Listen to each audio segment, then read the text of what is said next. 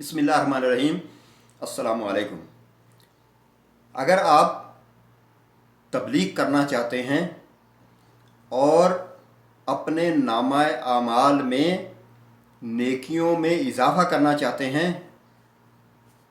तो आप इस वीडियो को देखिए और ख़ुद फैसला कीजिए कि वो अल्लाह के प्यारे भी इतने प्यारे कि सबसे प्यारे, उनकी आंखों में आंसू आ गए। और ख़ुद डॉक्टर इसरार अहमद साहब जो ये बयान कर रहे हैं वो इतना दर्द भरा बयान है कि खुद वो बयान करते हुए उनकी आंखों में आंसू आ गए। आप अंदाज़ा लगाएं कि जो बयान कर रहा है उसका ये हाल है, और जिनके साथ वो बीती होगी, और वो भी अल्लाह के सबसे प्यारे हबीब, उनके साथ जो तकलीफ़ें, जो मुसीबतें, जो परेशानियां उन्होंने बर्दाश्त की,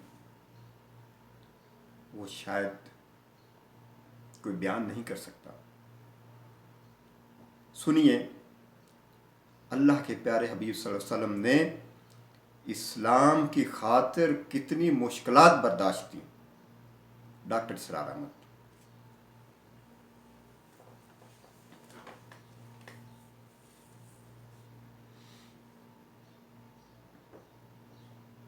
और गुलाम तो मिल्कियत होता है, जिंदा का ज़िबा कर दे तभी कोई पूछने वाला नहीं। तो जो बीत रही थी बिलाल पर, अबू फकीह पर, जुनैरा पर, जो इन पर बीत रही थी, जो खब्बाब पर बीत रही थी, जिस तरह हलाक किया गया है हजरत सुमैया को, हजरत यासिर को, ये सारी तकलीफें उन्हें भी थी। लेकिन क्या इसका ये बिलवास्ता ईज़ा मोहम्मद के लिए नहीं था सल्लल्लाहु अलैहि वसल्लम। आपके साथी आपके जानिसार है, लेकिन आप उनसे भी क्या कहें, फसबिरू फसबिरू फसबिरू। जब अबू जहल बदतरीन टॉर्चर कर रहा था हजरत सुमैया और हजरत यासिर को रज़ी अल्लाह तआला अन्हुमा, आपके इल्म में है कैसी कैसी टॉर्चर की है। जवान बेटे को बांध दिया एक सतून के साथ, उसकी निगाहों के सामने बराहदर किया है मां को।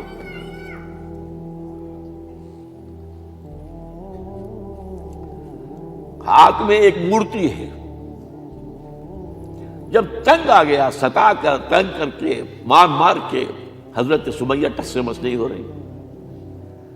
कहता है तुम एक दफा कह दो सुमैया कि हाँ इस मूर्ति में भी कुछ है, मैं तुम्हें छोड़ दूंगा। उन्होंने थूक दिया, बर्छा मारा है शर्मगाह के अंदर।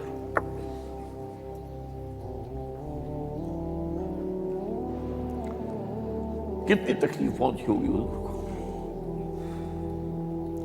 लेकिन आप गुजर रहे, इस्बिरू या आला यासिर फ़इन्न मौइदकुमुल जन्नह।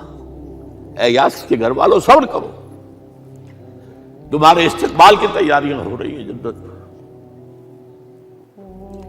ये सीरत कोई बुलाता सुनाता है, ये सीरत। यासिर के साथ क्या किया है, 4 ऊंट नर सांड, और उनके साथ रस्से बांधकर, एक रस्से से उनका एक बाजू बांधा, एक से दूसरा बाजू, एक से एक टांग, दूसरे से दूसरी टांग, उन्हें दौड़ाया है कि परखते हो जैसे किस्म के। ये दीन ऐसे ही कायम नहीं हुआ। अदल व इंसाफ का निजाम ठंडे ठंडे कायम नहीं होता, घर में आराम से बैठे हुए कायम नहीं होता। और सुनिए, 3 बरस शेब बनी हाशिम के तो कैद है, 3 बरस। और यहां की कैद पर कयास ना करें। यहां तो जेल में खाने को मिलता है, राशन मिलता है, जैसा भी मिलता तो है ना। और लीडरों के लिए तो class A class B class है। आप तो उनका तो लीडर तो लोग जब आते हैं जेल काट कर मालूम होता है कि शायद किसी सेहत अफजा मकाम से तशरीफ ला रहे। वहां क्या था, टोटल बाइकॉट। एक घाटी, इधर पहाड़, दोनों तरफ जो है पहरे, कोई खाने पीने की चीज अंदर नहीं जाएगी। اور پورا خاندان بنی ہاشم، وہ بھی کہ جو ایمان نہیں لائے، وہ قبائلی زندگی تھی نا۔ بنو ہاشم چونکہ حضور کو پشت پناہی چھوڑنے کو تیار نہیں ہوئے، ابو طالب نے آخری وقت تک بھی ساتھ نہیں چھوڑا۔ ہاں آخری وقت کے قریب ایک بات ہو گئی تھی، ایک مرتبہ تو ہوا کہ وفد آیا ہے قریش کا کہ اپنے بھتیجے کو روک لو، وہ ہمارے معبودوں کی توہین کرتا ہے۔ ابو طالب نے بلایا اور آپ سے کہا کہ یہ کچھ اپنے رویے کو بدلے۔ آپ نے فرمایا چچا جان، اب تو چاہیے میرے ایک ہاتھ پر سورج اور دوسرے پر چاند رکھ دے، میں اپنے اس مشن کو چھوڑ نہیں سکتا۔ یہ ہے استقامت۔ اور ابو طالب کے عین انتقال کے وقت جو معاملہ ہوا،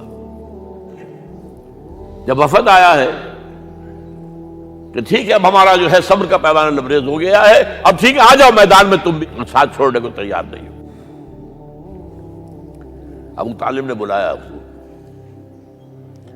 بھتیجے مجھ پر اتنا بوجھ نہ ڈالو جو میں برداشت نہ کر سکوں۔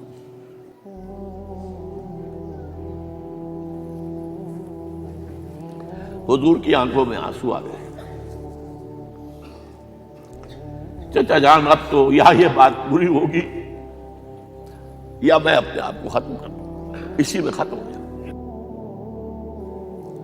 بہرحال شیب بنی ہاشم میں 3 برس اس حال میں گزرے ہیں، ٹوٹل بائیکاٹ، کوئی کھانے پینے کی نہیں۔ کچھ لوگ تھے شریف النفس، مثلا حکیم بن حزام تھے رضی اللہ تعالیٰ، اور بعد میں ایمان لے آئے۔ حضرت خدیجہ کے وہ رشتہ دار تھے، وہ پہاڑ پر چڑھ کر ایک طرف سے رات کی تاریکی میں، دونوں دروازے تو بند ہیں، پہاڑ پر چڑھ کر چوٹی سے نیچے اتر کے کوئی چیزیں کھانے پینے کی دے آئے تو دے آئے، بس صلی اللہ علیہ وسلم۔ کوئی اور ایک آدھ ہوگا ایسا۔ یہاں تک نوبت آئی ہے کہ بنی ہاشم کے یہ پھول جیسے بچے معصوم بھوک سے بلبلا رہے ہیں، اور اس کے سوا کچھ نہیں ہے کہ سوکھے چمڑے ابال کر اس کا پانی ان کے حلق میں ٹپکا دیا جائے۔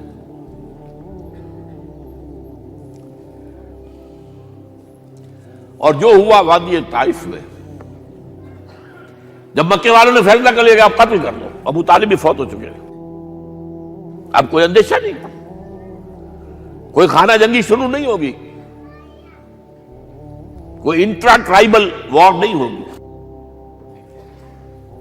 تو آپ طائف گئے ہیں۔ شاید وہاں کے 3 سردار تھے بڑے، اور یہ طائف اصل میں قریشی کا سمجھیے کہ یہ ان کا گرمیوں کا یہ صحت افزا مقام تھا۔ یہ تمام جو سردار تھے مکے کے، ان کی جائیدادیں وہاں تھی، باغات تھے،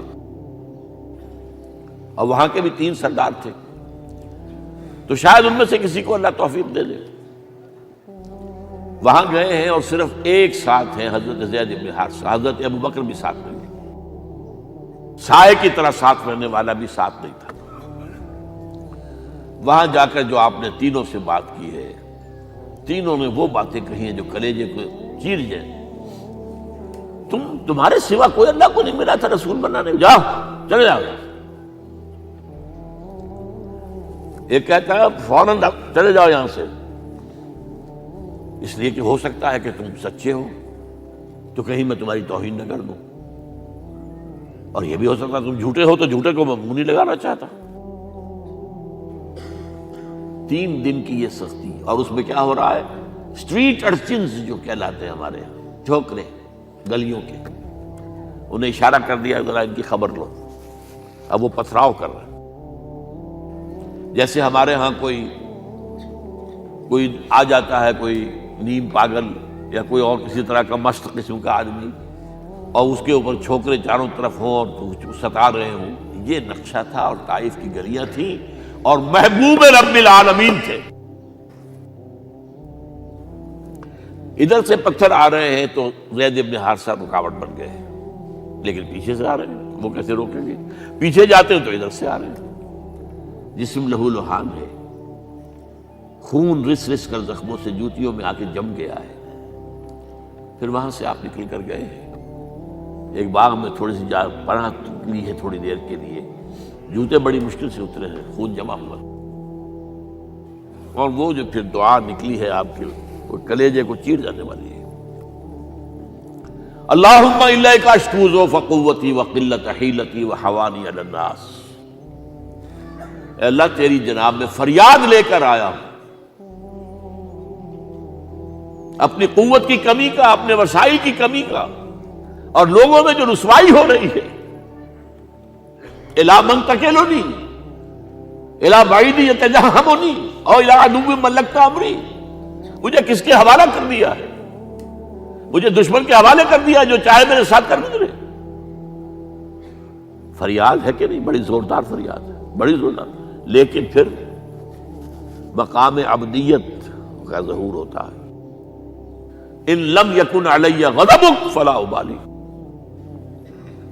اے اللہ اگر تو ناراض نہیں ہے، مجھے اندیشہ یہ ہو گیا کہ کہیں تو ناراض تو نہیں ہو گیا ہے، کہیں تو نے میرا ساتھ تو نہیں چھوڑ دیا ہے۔ اگر تو ناراض نہیں تو مجھے کوئی پرواہ نہیں، جو ہو سو سر تسلیم خم ہے جو مزاج یار میں آئے۔ واپس آئے ہیں تو مکے میں داخل نہیں ہو سکتے تھے، وہاں تو قتل کا فیصلہ ہو چکا۔ باہر ہی آپ نے ڈیرا لگایا، زید بن حارثہ کو بھیجا، فلاں شخص کے پاس جاؤ کہ تم اگر امان میں لے لو محمد کو تو محمد آ جائیں، تمہیں تو میری یہ پوزیشن نہیں ہے، میں قریش کے مقابلے میں امان نہیں دے سکتا۔ دوسرے کے پاس بھیجا، اس نے بھی کچھ ایسے جواب دے دیا۔ تیسرے کے پاس جب گئے حضرت زید، مطعم بن عدی، اس نے کہا ٹھیک ہے میں امان دیتا ہوں محمد کو، وہ آ جائے مکے میں۔ حضور سے آگے کہا، حضور نے فرمایا نہیں جا کر کہو، آ کر لے کر جا۔ کیوں؟ کیا پتہ اچانک جو ہے میرے داخل ہوتے ہی کوئی مجھ پر حملہ کرے، قتل کر دے۔ وہ تو یہ کہہ سکے کہ ہمیں کیا پتہ تھا کہ مطعم نے جو ہے امان دی ہے، I never knew it۔ اب یہ قبیلے کے اندر یہ ہوتا تھا کہ ایک نے امان دے دی، سب کی طرف سے امان ہے۔ لہذا حضور نے فرمایا آ کر لے کر جاؤ۔ وہ اپنے 6 بیٹوں کو ہتھیار سجا کر لے کر آیا ہے، اور پھر لے کر گیا حضور کو، کہتا ہوا گزر رہا ہے راستے میں، لوگوں سن لو محمد میری امان میں ہے صلی اللہ علیہ وسلم۔ اس لیے آپ کو مکے کے اندر پھر 2-2.5 سال مزید رہنے کا موقع ملا ہے، اور اتنا بڑا احسان آپ نے مانا پھر مطعم بن عدی کا کہ غزوہ بدر میں جب 70 اسیر تھے قریش کے حضور کے پاس، تو آپ نے فرمایا تھا کہ اگر آج مطعم زندہ ہوتا اور وہ سفارش کرتا تو میں ان سب کو چھوڑ دیتا بغیر کسی فدیے کے۔ بہرحال یہ چند باتیں میں نے آپ کو بتائی، باقی تو یہ کہ غار ثور ہے کیسی کیسی، اور پھر غزوہ بدر سے پہلے کی رات ہے، اور وہ آپ کا زندگی کا طویل ترین سجدہ ہے۔ اس میں جہاں تک یہ الفاظ بھی آپ نے کہہ دیا، اللہ اگر کل یہ جو 313 یہاں جمع ہیں اگر یہ ختم ہو گئے تو پھر قیامت تک تیرا نام لینے والا کوئی نہیں ہوگا، میں آخری رسول اور میری یہ 15 برس کی کمائی ہے۔ اس پر کہا حضرت ابو بکر نے، وہ پہردار کی حیثیت سے کھڑے تھے، کہ حسبک حسبک حضور بس کیجئے بس کیجئے۔ بہرحال بدر ہے، احد ہے، زخمی ہوئے ہیں، دندان مبارک شہید ہوئے ہیں، خون اتنا بہا ہے کہ بے ہوش ہو گئے ہیں، اور خبر اڑ گئی ہے کہ آپ شہید ہو گئے۔ یہ سب کچھ، اور سب سے بڑھ کر حمزہ کی لاش سامنے آئی۔ کیسی لاش؟ ناک کٹی ہوئی ہے، کان کٹے ہوئے ہیں، پیٹ چاک کر کے کلیجہ چبایا ہوا ہے۔ کس طرح برداشت کیا ہوگا آپ نے؟ اپنے اوپر تاری کر کے دیکھیں، یہ حمزہ کون ہے؟ چچا ہے، دودھ شریک بھائی ہے، خالہ زاد بھائی ہے، ساتھ کا کھیلا ہوا ہمجولی ہے، اور اس کی لاش ہے۔ جو قلب اطہر پر بیت رہی تھی وہ مدینے میں آ کر ایک بڑا ماحول بدلا ہوا تھا، تب وہ بات سامنے آ گئی۔ جب آپ مدینے واپس تشریف لائے ہیں تو ظاہر بات ہے کہ زیادہ انصار کے لوگ تھے جو شہید ہوئے تھے۔ بدر میں مہاجرین تو میرے خیال 1/4 تھے نمبر کے اندر، 3/4 تو انصاری تھے۔ اسی طریقے سے احد کے اندر معاملہ ہے، تو مختلف گھروں سے عورتوں کے بین کرنے کی آوازیں آ رہی تھی، اس لیے کہ اس وقت تک بین کرنا حرام نہیں قرار دیا گیا تھا، ممنوع نہیں تھا۔ آوازیں سن کر حضور کی زبان مبارک سے نکل گیا، اما حمزہ تو فلا بواکی لہو، ہائے حمزہ کے لیے تو کوئی رونے والی بھی نہیں ہے.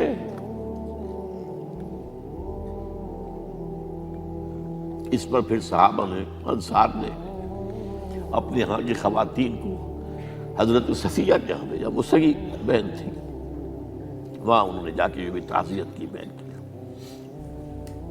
غزوہ احزاب کا آپ نے سن ہی لیا. اسوہ رسول پر نہ معلوم کیا کیا باتیں چیز لوگوں میں مشہور ہو گئی ہیں. اسوہ کا لفظ آیا کہاں ہے قرآن میں؟ سورہ احزاب میں.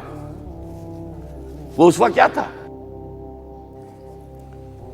جب خندق کھودنے کا فیصلہ ہوا ہے تو خندق کھود رہی ہے، حضور بھی لگے ہوئے ہیں، بھاری بھاری پتھر اٹھا کر کندھے پر لا کر باہر پھینک رہے ہیں. پتھریلی زمین تھی،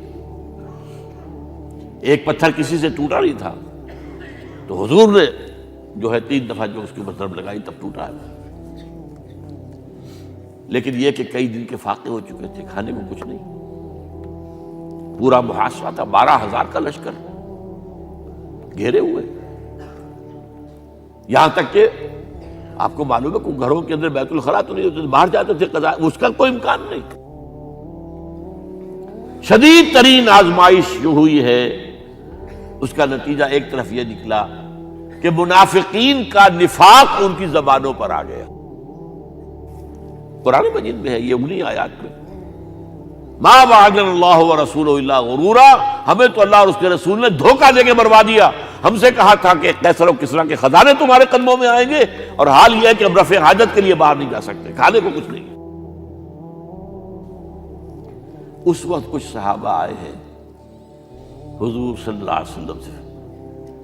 دیکھیے فاقے سے کمر دوہری ہوئی جا رہی ہے، ہم نے اپنے پیٹوں پر پتھر باندھے ہوئے، چادروں کے ساتھ پتھروں کسا ہوا تاکہ کمر سیدھی رہے.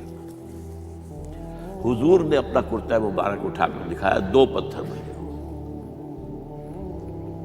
یہ ہے اسوہ، یہ ہے آپ کی سنت، آپ کا اسوہ حسنہ. لیکن اس اسوہ حسنہ سے فائدہ کون اٹھا سکتا ہے؟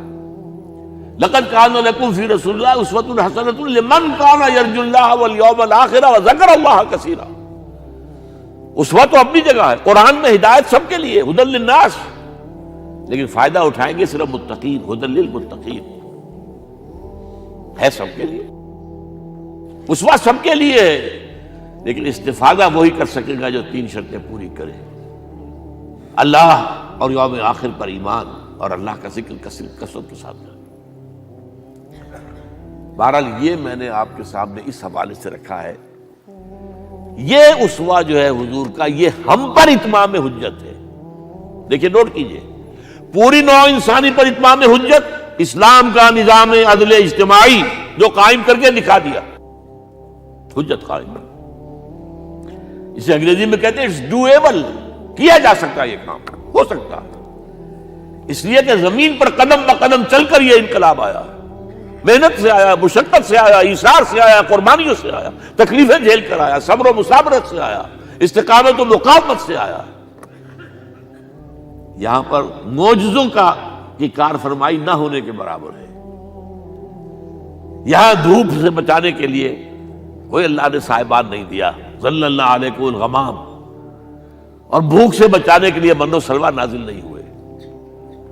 غزوہ تبوک میں ایسا بھی ہوا ہے کہ 3 مجاہدین کا 24 گھنٹے کا راشن ایک کھجور.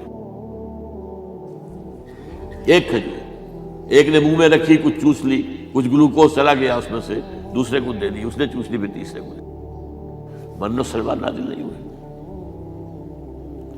محنت، مشقت، ایثار، قربانی، صبر، مصابرت. السلام علیکم.